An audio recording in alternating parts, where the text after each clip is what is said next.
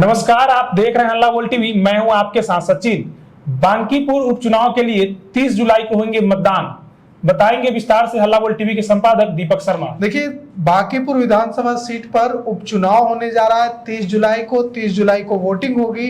गुरुवार को चुनाव आयोग ने 3 राज्यों की 3 सीटों के उपचुनाव की तारीखों का ऐलान कर दिया है। इसमें बिहार के बांकीपुर विधानसभा क्षेत्र का उपचुनाव 30 जुलाई को होगा और 30 जुलाई को यहाँ मतदान होगा। यह जो सीट है बांकीपुर की, यह भारतीय जनता पार्टी के राष्ट्रीय अध्यक्ष नितिन नवीन के राज्यसभा सांसद चुने जाने से खाली हुई है। अब 30 जुलाई को यहाँ मतदान होगा, 30 जुलाई को यहाँ वोट पड़ेंगे।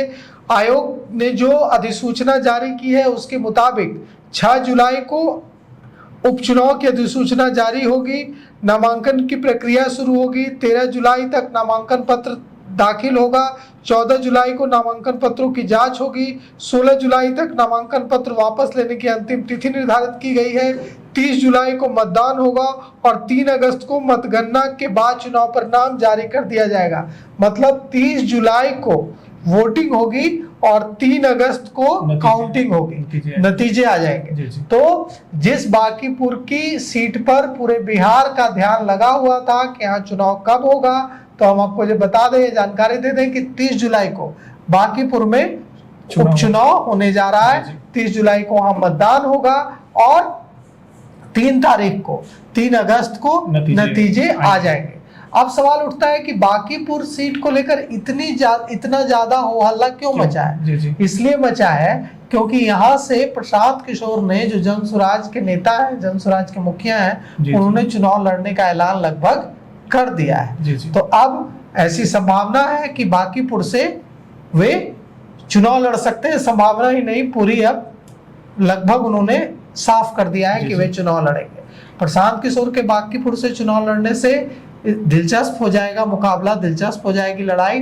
और देखिए फिर यहाँ क्या कुछ होता है। लेकिन ये जो उम्मीद की जा रही थी कि चुनाव में अभी समय है, चुनाव अगस्त या सितंबर में हो सकता है, लेकिन 30 जुलाई को ही चुनाव है। मतलब बहुत कम समय है अब जो भी चुनाव में लड़ने और जीतने की कोशिश कर रहे हैं उनके लिए। प्रशांत किशोर के लिए भी कम समय है और भारतीय जनता पार्टी को इससे कोई फर्क नहीं पड़ेगा, क्योंकि भारतीय जनता पार्टी वहां 30-35 सालों से चुनाव जीतती आ रही है। तो वहां उसके पास पूरी मशीनरी पहले से मौजूद है। ये 30 जुलाई को जो चुनाव होने जा रहा है, इसके लिए जो कम समय मिलेगा और तैयारियों की जो दिक्कत होगी वो जन स्वराज के साथ ही आएगी या उन पार्टियों के साथ आएगी जिनका संगठन वहां बहुत लंबे समय से बना हुआ नहीं है। तो अब देखना यह होगा कि इसके बाद जन स्वराज कैसे इस लड़ाई को आगे बढ़ाता है। तो आपने सुना 30 जुलाई को बांकीपुर में उपचुनाव होने वाला है। बांकीपुर उपचुनाव को लेकर आपकी क्या राय है, कमेंट बॉक्स में जरूर बताएं। अभी के लिए बस इतना ही। ऐसे ही तमाम खबरों के लिए देखते रहिए हल्ला बोल टीवी। धन्यवाद।